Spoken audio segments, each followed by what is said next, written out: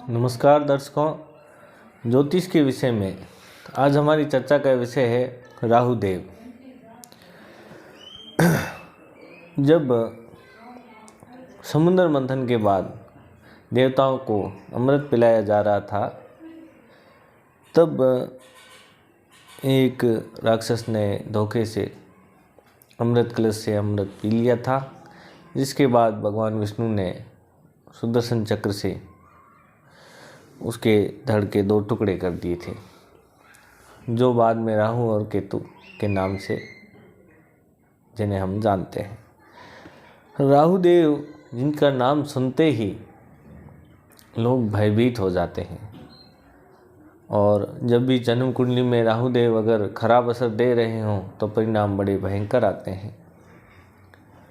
राहु देव हमारे दिमाग में आने वाले विचार हैं, बिजली के रफ्तार से चलने वाला एक करंट है। यदि जन्म कुंडली में राहु खराब हो जाए तो व्यक्ति का जीवन नर्क बना देता है, उसे बहुत बड़ी परेशानियों में डाल देता है। अचानक से कोई घटना, अचानक से कोई परेशानी जीवन में ला करके खड़ी कर देता है। रुपए पैसे को लेकर हालात खराब कर देता है। अगर ऑल ओवर कहें तो व्यक्ति के जीवन की बरकत को खराब कर देता है। राहु और केतु के वजह से ही जन्म कुंडली में काल सर्प योग भी बनता है, जिससे जातक को बड़ी परेशानी और संघर्ष से गुजरना पड़ता है। लेकिन राहु देव जन्म कुंडली में यदि अच्छे स्थान पर बैठे हों तो एक विशेष राजयोग का निर्माण करके जातक को राजा जैसी जिंदगी भी देते हैं। जन्म कुंडली में कई प्रकार के ऐसे सीन बनते हैं जिसमें राहु के फल अच्छे और बुरे अलग अलग तरह से देखे जाते हैं। किसी एक बात को लेकर राहु देव को खराब या अच्छा नहीं कहा जा सकता, लेकिन ये तो सच है, राहु देव की जो ताकत है वो इस सृष्टि में बहुत विशाल है। हमारा जितना भी आसमान है ये सब राहु देव है। जितना आसमान का आकार है उतना राहु देव की ताकत का विस्तार है। आज हम जितनी भी टेक्नोलॉजी यूज़ करते हैं, जितने भी आविष्कार हुए हैं, उनके पीछे कहीं ना कहीं राहु देव ही वजह है। आज जितने भी कार्य, जितने भी आविष्कार हुए हैं वो सब राहु देव की वजह से ही हुए। मित्रों, हम कह सकते हैं कि भगवान किसी भी चीज़ को बिना वजह नहीं बनाते। यदि कष्ट दिए हैं, तकलीफ दी है तो उसके भी कोई कारण होते हैं। राहु देव अधिकतर जन्म कुंडली में विध्वंस मचाते हैं। जब भी राहु देव खराब होते हैं, व्यक्ति की मानसिक दशा खराब कर देते हैं। व्यक्ति डिप्रेशन में चला जाता है, उसके जीवन में बड़े बड़े संकट आते हैं।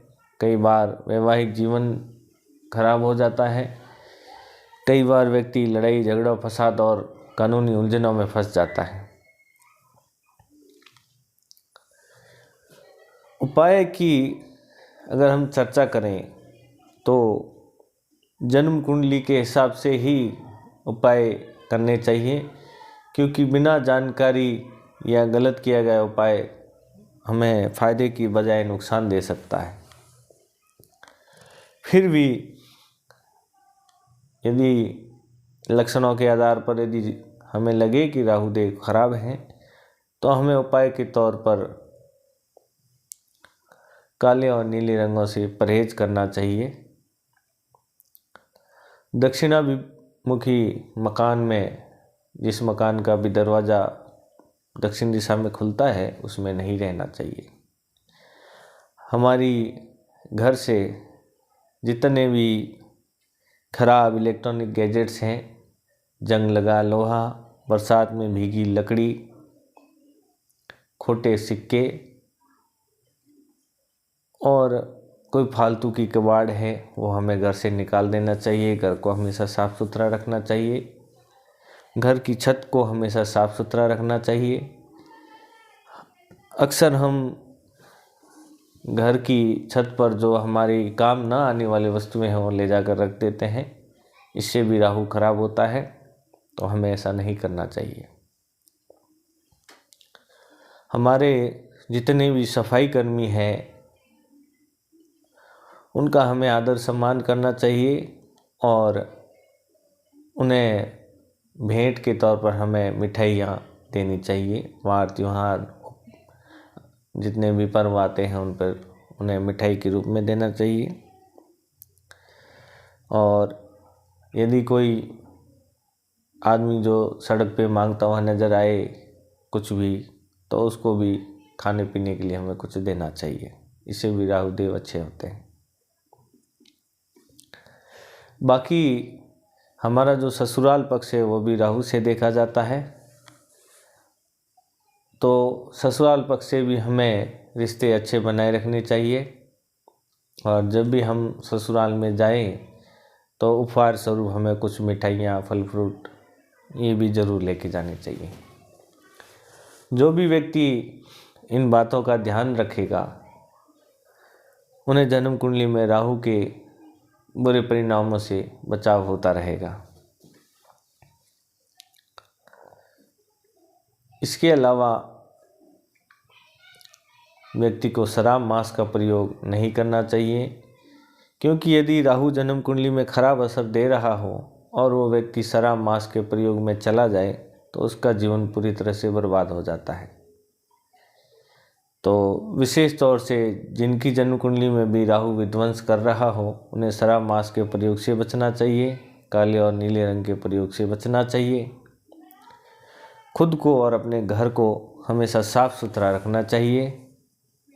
अपशब्दों का प्रयोग इससे बचना चाहिए और कुत्ते और कौवों को खाने के लिए कुछ न कुछ देना चाहिए। कुत्ते और कौवों की सेवा करनी चाहिए। जो भी व्यक्ति इन बातों का अपने जीवन में ध्यान रखेगा, राहु देव उसकी कुंडली में विध्वंस न मचा करके उसकी सहायता के लिए हमेशा तैयार रहेंगे और उसके जीवन में आने वाले दुखों से उन्हें मुक्ति मिलेगी। तो आज ये हमारा एपिसोड राहु देव की चर्चा पर। कल हम फिर मिलेंगे। हमारी अगली चर्चा का विषय होगा केतु देव। तब तक के लिए नमस्कार।